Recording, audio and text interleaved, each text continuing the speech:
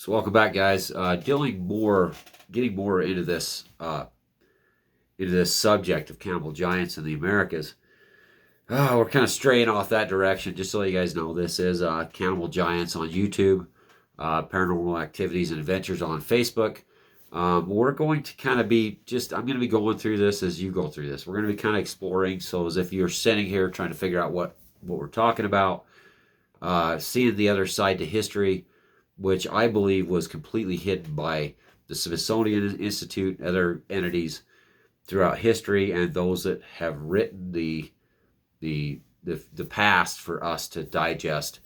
And this is kind of opening up that door of not possibilities or probabilities, but more of a factual basis of what was here prior to these the colonies and the invasion of Europe into Americas.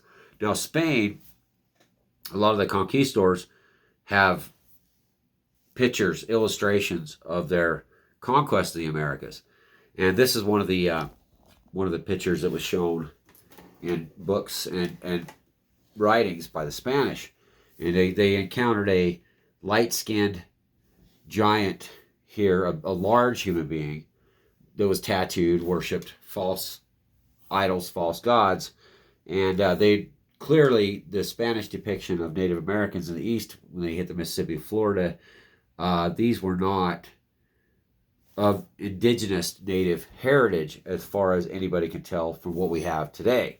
So this is kind of a really interesting prospect, an interesting addition to these giants. You clearly see this giant. This man is taller than the Spanish conquistadors. They explain, they even documented that they're giants of the forest.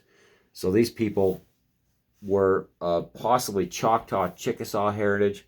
The Choctaws, per the Spanish explorers, were 7 feet tall. The men, the women were 6 feet tall, which would kind of indoctrinate the fact that the Spanish did encounter giants when they hit the New World. When they progressed farther north into the Americas, they did encounter tribes that were of giant stature. They were big people.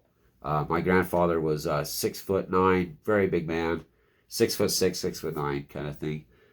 He was of the same heritage, lineage. That would kind of explain a little more about the giants in America. Now we're going to get into a lot more evidence of the future First white in the future. European explorers landing on the American shores near Florida in the southeast. Now again, let's kind of show the Spanish depiction of. I believe this was the Choctaw Wars, because I did read a lot about the Choctaw Wars and what went on with the Spanish conquistadors conquering the area. Oh, sorry. I don't know how I'm supposed to do this down in this basement the way it is, but, whatever. I'm trying to get through it. Allergies. Very allergic to dogs. And there has been dogs down here for eons. Cats. So, we can see the obvious size of these indigenous natives of white skin. They're quite a bit taller than the conquistadors. Give or take, they're pretty much the same size here, but the stature on this side, I don't know if this is allied with the Spanish, but they are of very large proportion compared to those. Then you have the army here of smaller people, I believe. Yeah, pretty crazy. They did say that the giants were controlling the masses of small people, smaller tribes that were conglomerated in these cities. The eastern tribes, they had cities with the giants that were controlling and living with the smaller people they called like a pygmy race, a very small race of people.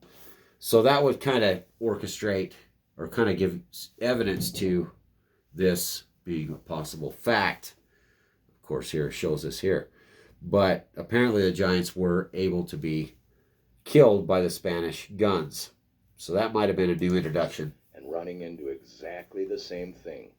Tall, tattooed, white-skinned cannibals with red or blondish red hair, as well as pictures of cataclysm. Okay, let's go back. This will go back to the LDS religion and the Book of Mormon. Into exactly the same So thing. let's see this here. Tall, tattooed, white-skinned cannibals. Oh crap! I just did that. Sorry guys, we're gonna have to Get as this well as bigger. pictures And of computer's cataclysms really and slow. tsunamis. Undescript Of course, you guys know this. I do not have the red ability yet. hair, as well as pictures of Dang it, we got to go back a little farther. This is disturbing. Very, very disturbing.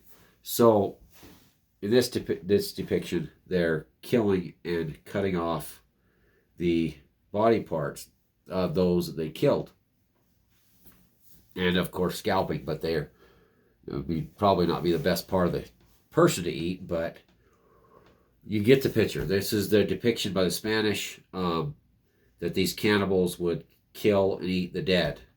So pretty gruesome. Pretty gruesome. They're also using looks like here's forged steel in this depiction.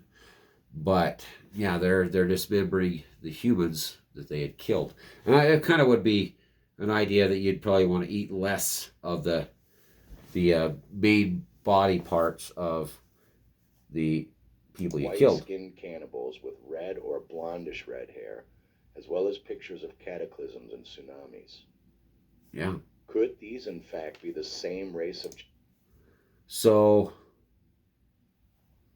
yeah, we'll see the height difference in these people that they're depicting to the Spanish. Yeah, similar height there. I don't see quite the robust height that I've seen in several other pictures. giants that the natives described? Why haven't we been told about any of this in our school books? The natives claim these giants excelled in art, mining, and architecture that are way beyond anything we can achieve today. Yeah, maybe. Could they have been responsible It sounds like what I heard about the Lovelock Caves. for the massive structures and artifacts we find worldwide? I don't think the massive structures, honestly, are a part of that. My opinion of that is, I do think there's a massive, the former Earth level before the flood, you can see easily because of the erosion that's happened, and the massive alluvial beds that are throughout our valleys. The original valley level was much, much lower than where we're at, especially here in Cedar City, Utah, in Parowan, Paraguna. That it's all alluvial gravels. The Wawa Range, Indian Peaks Range had completely eroded out due to the water. Once the earth was flooded, these mountains sloughed off, and the original level of the giants was much, much lower in the valleys than what we're at now. Known as Tartarian Antiquitech. Could they have been the ones wiped out in the great mud floods of the early 1600s and again? Mud floods of the early 1600s. Let's kind of think about that. What was the mud floods of the early 1600s? So let's check out the mud floods of the early 1600s and find out what's going on. 1600s. Let's see any documentation on this on Google. Mud floods conspiracy, mud floods theory, mud floods and Silent City, 1607 Bristol Channel floods, cloudburst in Utah, 1858 to 1938. Well, that's pretty cool.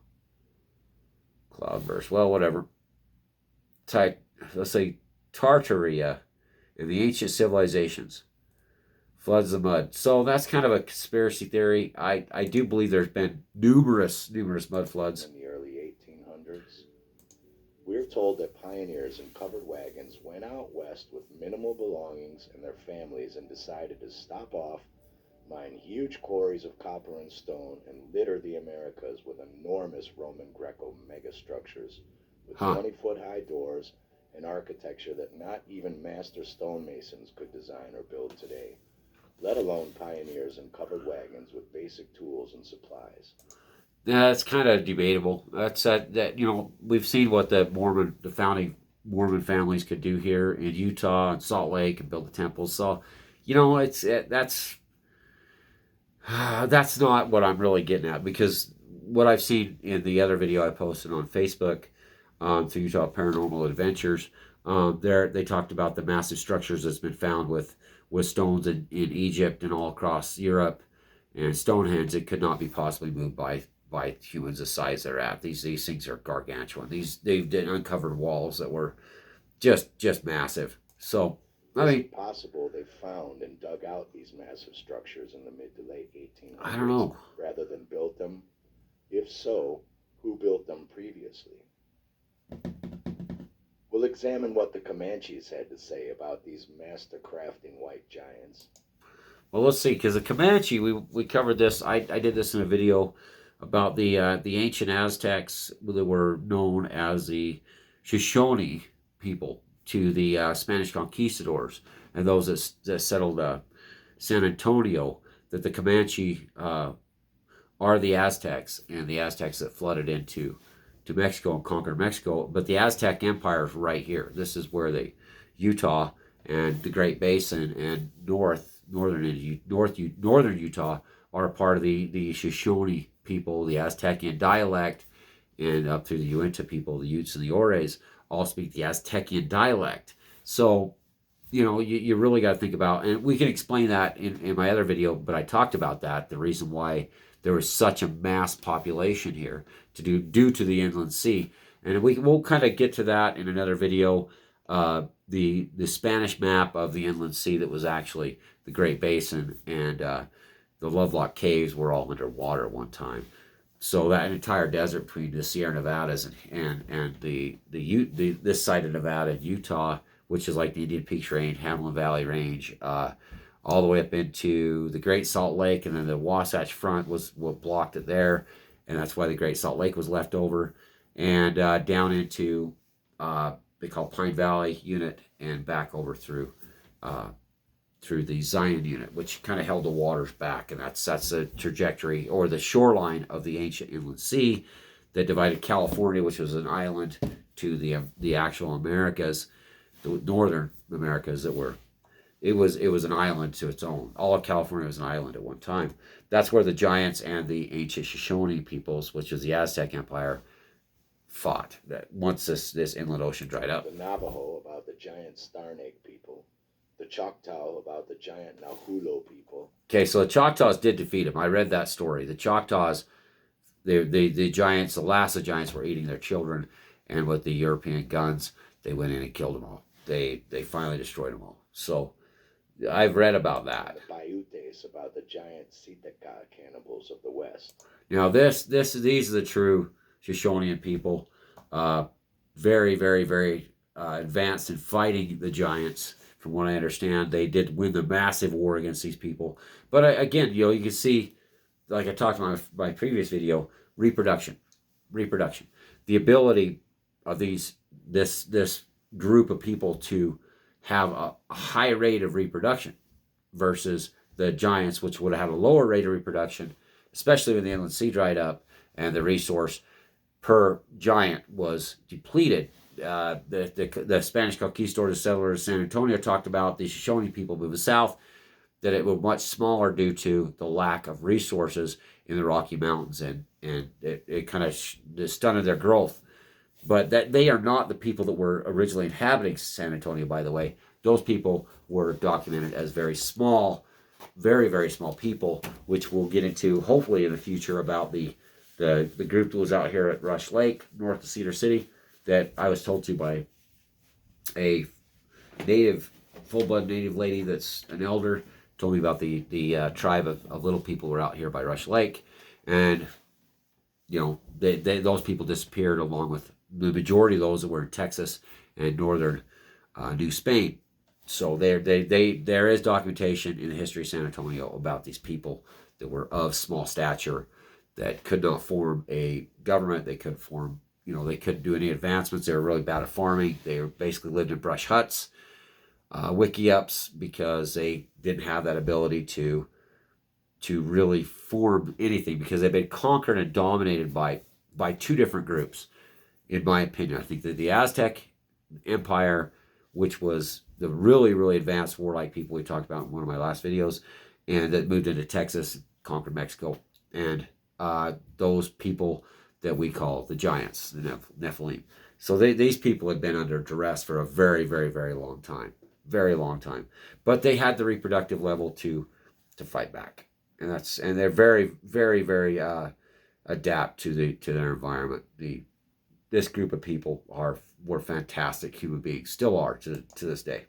Chief Rolling Thunder of the Comanches, who inhabited the Great Plains. Okay, so this guy, me studying Native American history, this is not Chief Rolling Thunder. This is Chief Joseph. So this guy, you got a guy that doesn't really know what he's talking about. He's not Native American descent, far as I know. He's saying, Chief Rolling Thunder. This isn't Rolling Thunder. This is Chief Joseph, which was a very intelligent, advanced human being, by the way, which was more connected to Earth and spiritualism than most modern human beings. This was a very, very great human being. If you want to study Chief Joseph and his plight for his Bitterroot Valley, you'll be enlightened. I shall fight no more forever. He holds up his gun and he drops it. And he cries, pulls his blanket over him. Because his people, he just wanted to be free. He loved his people and his homeland so much. Now that is angelic. I just so angelic. Just awesome. And that right there is a great human being. Great human being, Chief Joseph. But he's not Chief Rolling Thunder of the Comanches. Who inhabited the Great Plains, gave the following account of an ancient race of white giants in 1857. Okay. He said, innumerable moons ago, a race of white men, 10 feet A race of white men, far more 10 rich feet and powerful than tall. any white people now living, here inhabited a large range of country.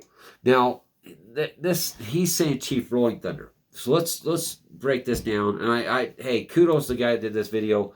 Let's see what Chief Rolling Thunder. I believe that's going to be more of a Paiute, which is the ancient Aztec people, which is basically the Comanche. Okay. ER. Yeah. Account. Oops.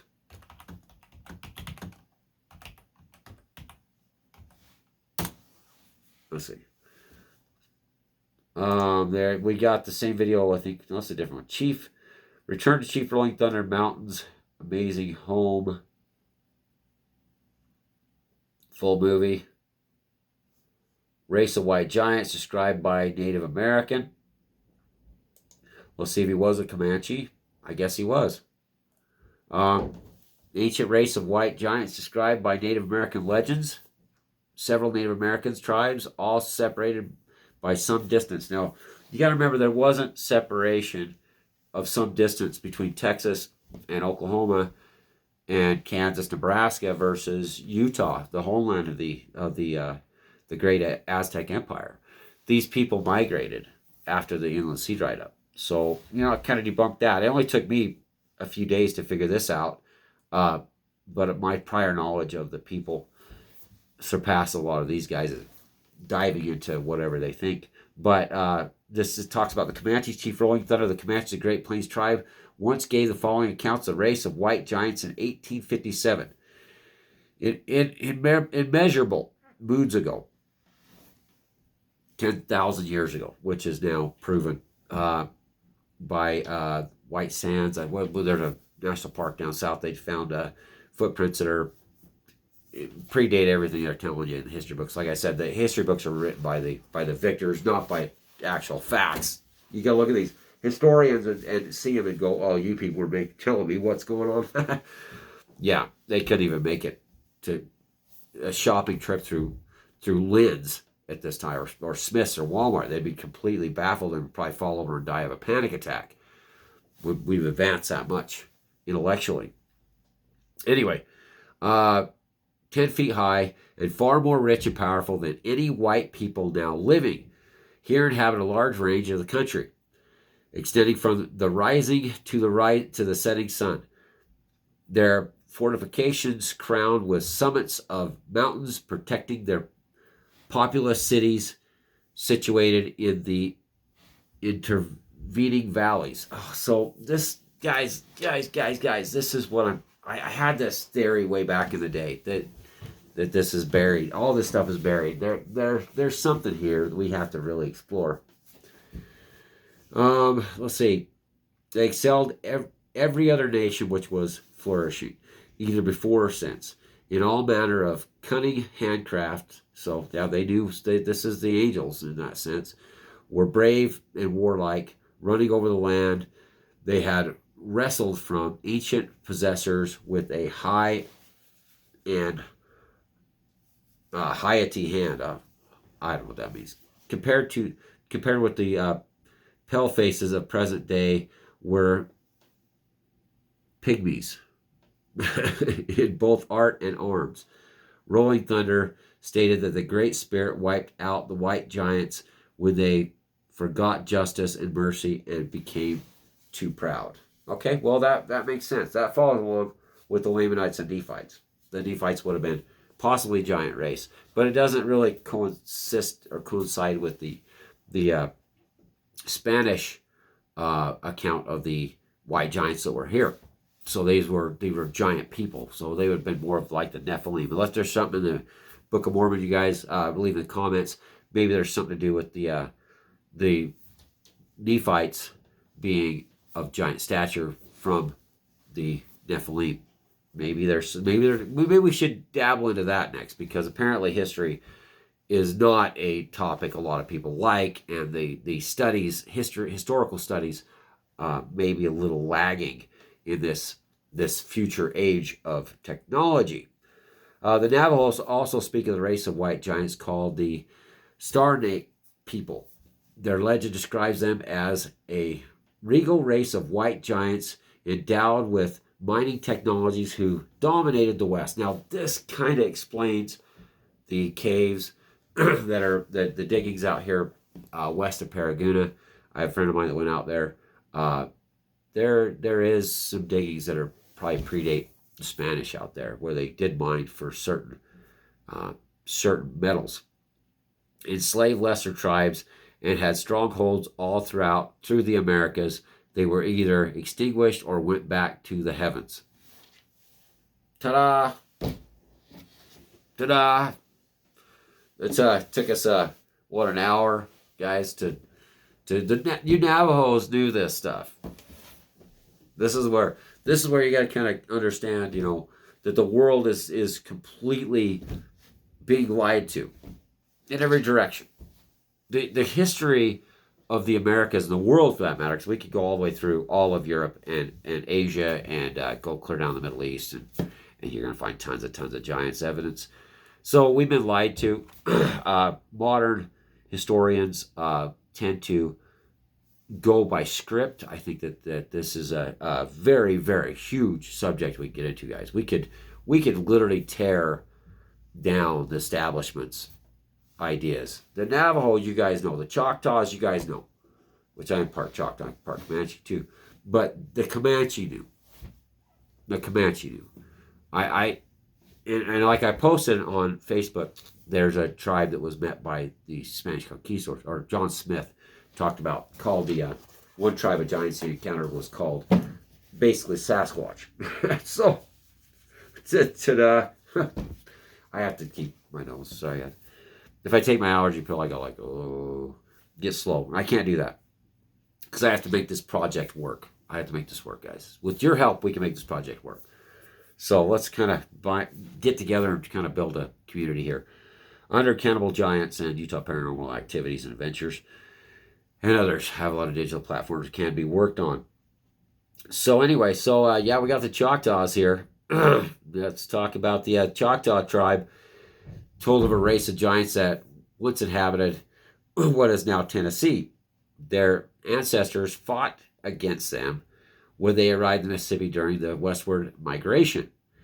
Their traditional talk of the Nahulu, their name for the giant race and their wonderful stature. Well, yeah, I think they were still there when the Spanish started exploring the Mississippi and Florida. They were still there, guys. They may have been lesser, bred down into the human race, but with the height, stature kind of disappearing, and threw away the technologies, which would be a good way to be favored us. Be in God's favor was to throw away the technology, throw away the writing that was taught by my last video, taught by the demons, the fallen angels that took daughters of men, so as their wives. So they brought the fallen 200 fallen actually brought reading and writing to mankind, which understanding spiritualness, throw that away is what they're saying. That's what they did. And anyway, so the Choctaws did defeat them. I did read that story about that. Manta, according to the Manta people of Peru, there were once giants that lived among them. According to that goes to the Spanish legend when they were going north into North American, expanding north in North Spain. they actually encountered cities with the small people, the small tribes being dominated and controlled and ruled by the giant people. So two different races here, according to their legend. Now we don't know if they ate those people. I'm telling you, this probably goes to Mesa Verde, the cannibalism down there. This could be this could get so deep, so deep into reality that it would hurt you. It'll probably hurt people next to you when you know the truth. The more we dig. Anyway, the arrival on the coast and boats made of reeds. So the Peru Manta people talked about their legend. The giants arrived on their coast in boats made of reeds as big and as large as ships. And that kind of talks about the first boats that were in the Middle East. Yeah, a party of men of such size that from the knee downward, their height was as great as the entire height of an ordinary man. Now remember, there was a race of small people here in the Americas, which has been proven even through the Spanish diaries. There was very small people inhabiting certain areas, certain parts of western U.S., which is prevalent today. Very, very low height. So that's the two different lineages that were here. Anyway, so you're just talking from the knee down there as tall as people. So could be an exacerbation of the first arrival of first white men here. But then again, I really don't believe that the native people exaggerated. I think that the natives of America had learned their lesson about lying. That's one thing that they didn't understand. They called Indian giving was a derogatory term given to Native Americans, but they didn't realize our traditions was to give a gift. The Cheyenne dog soldier war chief would keep nothing to himself and everything was for his people. He'd give away his most prized possession, and you'd give her a gift in return. That's the gift of giving. It's these material things mean nothing in a spiritual being's life.